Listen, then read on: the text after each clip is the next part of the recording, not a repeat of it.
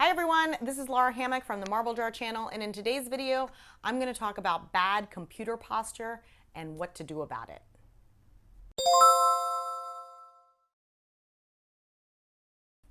So what is bad computer posture? Just take a minute to think about how your posture might be affected by our society's recent dependency on computers and smartphones. The most pronounced issue is that we are losing the curve in our necks. So necks are supposed to look like this with a healthy curve. You see that having a curve in your neck nicely stacks your head on top of your shoulders. By looking at screens constantly, we are changing the curve in our neck to be more straight. Our ears no longer stack on top of our shoulders because our head is jutting out in front of us. Some people call this forward head or forward carriage. But here's the problem with that. Every time you move your head forward an inch, 10 pounds of extra weight are added to your neck, and this creates all kinds of problems, including headaches, neck strain, TMJ, pinched nerves, and even breathing issues. So the other big issue that comes out of our heavy use of computers and smartphones is the tendency to roll our shoulders forward and slump.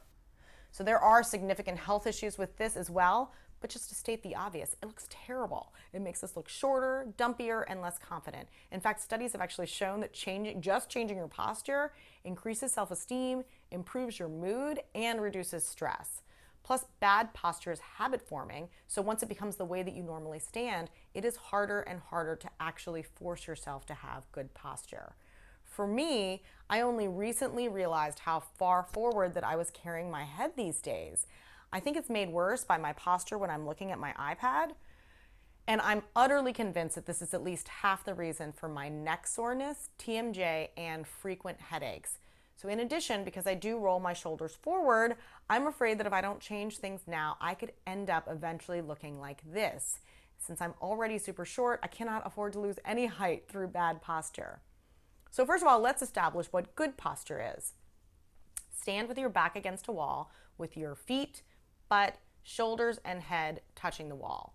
That is correct posture. So are your shoulders touching the wall or just your shoulder blades? Roll your shoulders back until they touch the wall.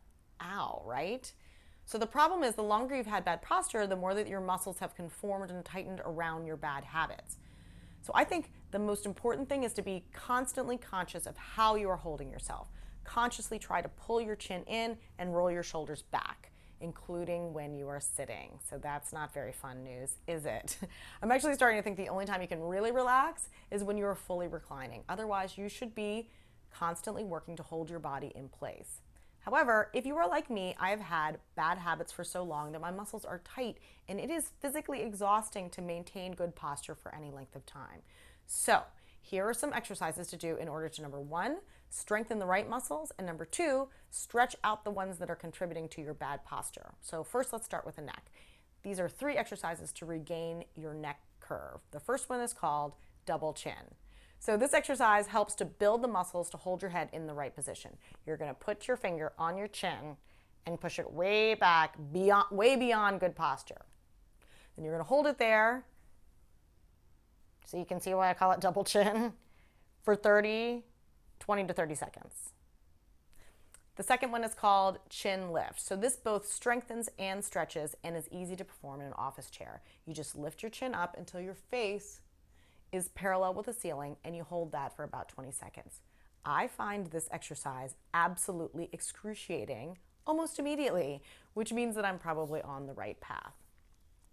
The next exercise is called neck range of motion. This also strengthens and it stretches the neck muscles. So there are 6 ranges that you should try to loosen up. First, head to neck. Now, face to ceiling. Okay, now ear to left shoulder. And ear to right shoulder, and now turn to left shoulder and turn to right shoulder. So you shouldn't try to overextend any of those. Once you start to feel resistance, just hold that in place for 5 to 10 seconds in each position. Okay, here are 4 exercises to help roll your shoulders back. Bad posture creates tight shoulders and pectoral muscles. So these muscles right here, whatever they're called, get particularly tight if you stand and sit with your shoulders rolled forward. It makes sense to stretch these muscles so that it is easier to roll your shoulders back and to strengthen the muscles in your shoulders that you need to keep them back there. The first one is called behind the back V-stretch. So grasp both hands behind your back and pull up, back and up. And you're going to hold that for 30 seconds. The second one is called doorway stretch. So here's another good way to stretch those muscles using body weight force. So find a doorway that you can step through, make your left arm into an L shape and lay it flat against the molding of the door. Then step your left foot through the doorway and twist your body to the right until you get a good stretch in there. And you're going to repeat that on the other side. The next one's called wall hands up. So this helps build the muscles that are needed to maintain good posture. Back up against a wall and put your hands in the hands up position with your butt, your shoulders, your head, your elbows, and your hands all touching the wall. Your upper arms, these should be parallel to the floor. Now squeeze your shoulder blades together and hold for 5 to 10 seconds. And finally, arm circles. So this helps to build the muscles required to hold your shoulders in position. For this, your hand positioning is important. Hold your hands with the fingers touching the palms and the thumbs out like you're hitchhiking. Now raise the arms out from your sides and point the thumbs forward, palms facing down. Do small circles forward 50 times or until it burns. And now point the thumbs backwards with the palms facing up and do small circles backwards 50 times. So I'm not an expert on any of this, but the information came from reputable sources. If you are an expert, let me know if there are other things that you would recommend. My dad is a huge believer in Egoscue therapy, which uses posture and alignment exercises to solve chronic pain problems.